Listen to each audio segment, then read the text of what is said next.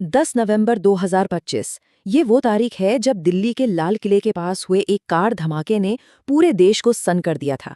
तो चलिए आज इसी घटना की परतें खोलते हैं और समझते हैं इसके पीछे का सच, इसकी जांच और इसके दूर तक जाने वाले परिणामों को। ठीक है, तो इस पूरी घटना को ठीक से समझने के लिए हम इसे 5 हिस्सों में देखेंगे। पहले, आखिर हुआ क्या था? फिर इसकी इंसानी कीमत क्या थी? जांच में कौन सा नेटवर्क सामने आ रहा है? सरकार की तरफ से क्या एक्शन लिया गया? और आखिर में ये घटना इतनी अहम क्यों है? चलिए सबसे पहले बात करते हैं एकदम बुनियादी तथ्यों की, क्योंकि किसी भी कहानी को समझने के लिए उसकी नींव यानी कि फैक्ट्स को जानना बहुत जरूरी है। तो वक्त था शाम के लगभग 6:52। दिल्ली की एक बिजी सड़क पर एक हुंडई i20 कार लाल बत्ती पर रुकती है और अचानक एक आग का गोला बन जाती है।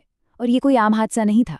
जांच में पता चला कि इस कार को धमाके से कई घंटे पहले ही पास की एक पार्किंग में खड़ा किया गया था, यानी ये एक सोची समझी साजिश थी। तो सवाल उठता है कि धमाका हुआ किस चीज से। शुरुआती जांच जो है वो एक बहुत ही शक्तिशाली और प्लानिंग के साथ बनाए गए विस्फोटक की तरफ इशारा कर रही है। शक है अमोनियम नाइट्रेट और फ्यूल ऑयल के इस्तेमाल का, जो अक्सर आईईडीज यानी इम्प्रोवाइज्ड एक्सप्लोसिव डिवाइसेस में इस्तेमाल होता है।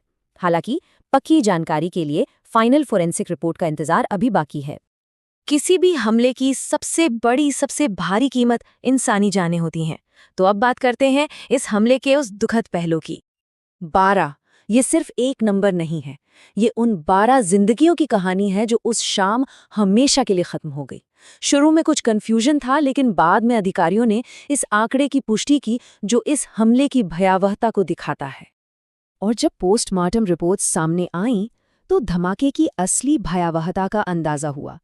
पीड़ितों के कान के पर्दे फट गए थे, फेफड़ों को भारी नुकसान पहुंचा था। ये बताता है कि ये सिर्फ आग नहीं थी, बल्कि एक जबरदस्त प्रेशर वेव थी। और एक और हैरान करने वाली बात, पीड़ितों के कपड़ों पर छर्रों के कोई निशान नहीं मिले, जो कि जांच करने वालों के लिए एक और बड़ी पहेली है।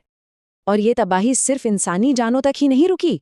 धमाके से लगी आग इतनी भयानक थी कि उसने 6 और गाड़ियों और 3 ऑटो रिक्शा को भी अपनी चपेट में ले लिया। उस शाम दिल्ली की सड़कों पर बस डर और अफरा तफरी का माहौल था।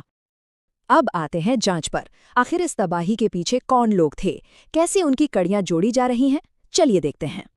जाहिर है जांच करने वालों का सबसे पहला काम था ये पता लगाना कि मौत की उस गाड़ी को चला कौन रहा था। और घटनास्थल से मिले सुरागों ने उन्हें पहली बड़ी कामयाबी दिलाई। और वो नाम था डॉक्टर उमर उन नबी। डीएनए सबूतों ने इस पर पक्की मोहर लगा दी कि हाँ, कार वही चला रहा था। ये इन्वेस्टिगेशन में एक बहुत बड़ा ब्रेक थ्रू था। ड्राइवर की पहचान हुई तो अगला सवाल था गाड़ी किसकी थी। और जब जांच इस सवाल के जवाब तक पहुंची तो एक और अहम गिरफ्तारी हुई। नाम था आमिर राशिद अली, कश्मीर का रहने वाला, और गाड़ी उसी के नाम पर रजिस्टर्ड थी। देखिए, उसकी गिरफ्तारी के साथ ही इस केस के तार दिल्ली से सीधे कश्मीर तक जुड़ गए। और ये इशारा था कि साजिश जितनी दिख रही है उससे कहीं ज्यादा बड़ी हो सकती है। अब यहाँ पर जांच एक दो राहे पर खड़ी है। 2 थियोरीज हैं। पहली कि शायद ड्राइवर घबरा गया और धमाका तय वक्त से पहले हो गया।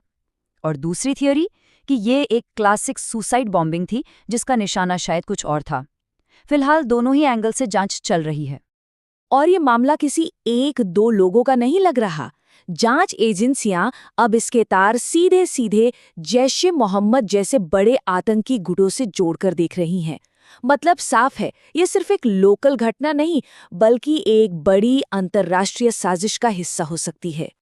तो इतना सब होने के बाद सरकार और सुरक्षा एजेंसियों का क्या रिएक्शन रहा, उन्होंने क्या कदम उठाए, चलिए अब वो देखते हैं। खुद गृह मंत्री अमित शाह का बयान आया, सभी संभावित पहलुओं की जांच की जा रही है। अब देखिए, जब सरकार के इतने ऊंचे लेवल से ऐसा बयान आता है तो ये सिर्फ एक बयान नहीं होता। इसका मतलब है कि देश की पूरी सुरक्षा मशीनरी को इस केस पर लगा दिया गया है और इसे टॉप प्रायोरिटी माना जा रहा है। और सिर्फ बयानों पर बात नहीं रुकी, एक्शन भी हुए, और वो भी तेजी से। सबसे पहले कैबिनेट ने इसे आधिकारिक तौर पर एक आतंकवादी हमला घोषित किया।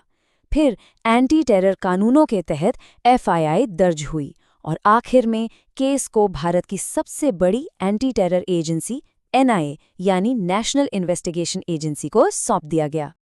और जब एफआईआर में यूएपीए जैसे कड़े कानून लगते हैं, यूएपीए यानी अनलॉफुल एक्टिविटीज प्रिवेंशन एक्ट, तो इसका मतलब साफ होता है, इसे कोई आम क्राइम नहीं बल्कि देश की सुरक्षा पर सीधा हमला माना जा रहा है।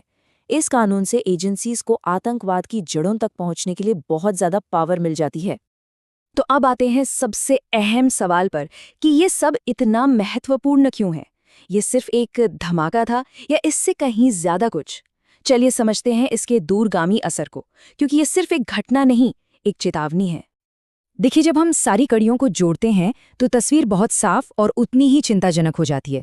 ये एक वेल प्लान्ड आईईडी अटैक था। इसके पीछे एक अकेला आदमी नहीं बल्कि एक पूरा आतंकी मॉड्यूल होने का शक है। जगह चुनी गई लाल किले के पास, जो एक सिंबॉलिक लोकेशन है। और शायद सबसे डराने वाली बात यह है कि छापेमारी में और भी विस्फोटक मिले हैं। इसका मतलब क्या है? मतलब ये कि शायद ये तो सिर्फ एक झांकी थी, असली प्लान तो कुछ और ही था जिसे नाकाम कर दिया गया। और यहीं पर हम उस एक सवाल पर आके रुक जाते हैं जो शायद देश की सुरक्षा एजेंसियों की नींद उड़ाए हुए है। क्या ये एक अकेला हमला था जो हो गया, या फिर ये उस बड़ी साजिश का सिर्फ एक हिस्सा था जिसे होने से रोक लिया गया? इस सवाल का जो भी जवाब होगा वो आने वाले समय में भारत की सुरक्षा की दिशा तय करेगा।